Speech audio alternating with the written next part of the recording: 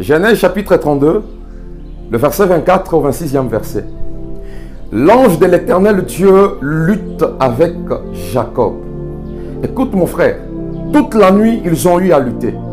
Jusqu'à tel point où Jacob saisit l'ange dans le vêtement pour lui dire tu ne pars pas. Et l'ange lui dit laisse-moi parce que l'aurore est arrivée, je dois partir. À cause de la lutte que Jacob a eue avec l'ange, l'identité de Jacob a changé. Je désire rassurer quelqu'un qu'il y a certaines grâces, il y a certaines bénédictions qui nous suivent. Certaines bénédictions peuvent être ton partage à cause de la lutte. Parce que dans les choses de Dieu, le Seigneur n'est pas un Dieu de paresseux.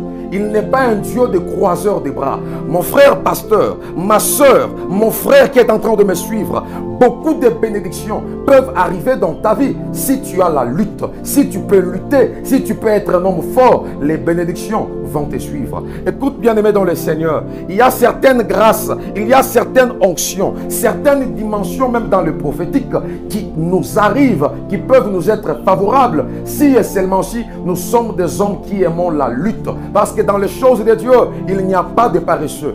Depuis le jardin d'Éden et depuis même le commencement, la Bible nous présente un Dieu qui est bosseur. Parce que le premier jour il a créé, jusqu'à le 6e jour il a créé. On ne nous présente pas un Dieu paresseux, mais on nous présente un Dieu bosseur, un Dieu travailleur. Et quand il travaille, et après le travail, il remarque que tout ce qu'il avait créé était beau. Mais toi aujourd'hui, tu désires avoir la grandeur, tu désires avoir tout ce que tu veux, mais sans travailler. Mon frère, ma soeur, les bonnes choses, la grandeur, l'onction, exceller même dans le prophétique, exceller même dans le ministère, sont les résultats du travail. Mon frère pasteur, ma soeur qui est en train de me suivre, toi-même qui me suis sur les réseaux sociaux, l'Éternel Dieu, c'est un Dieu de bosseur. L'Éternel Dieu n'est pas un Dieu de paresseux parce que lui-même est un bosseur. Voilà pourquoi dans les livres des Proverbes, il nous envoie observer la fourmi. Il dit, observe la fourmi, c'est un peuple paresseux, mais pendant l'été, il est en train de récolter. Il récolte sa nourriture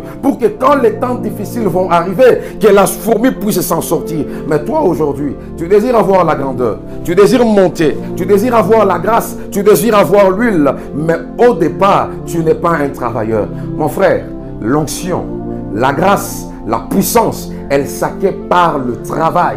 Travaille ton ministère, travaille ton caractère, travaille, sois un homme bosseur, même dans tout ce que tu peux entreprendre. Le Seigneur bénit celui qui travaille. Tu ne peux pas dire, je dois rester à l'église, je dois me donner plus dans les choses de Dieu, mais tu négliges les choses passagères, tu négliges le travail. Mon frère et ma soeur, si tu veux une grande église, si tu veux un grand boulot, si tu veux des grandes choses, tu dois aussi apprendre à être un homme bosseur. Tu dois travailler. Que Dieu du ciel vous bénisse et que Dieu du ciel fasse de sorte que tu sois un homme qui aime le travail. Soyez bénis.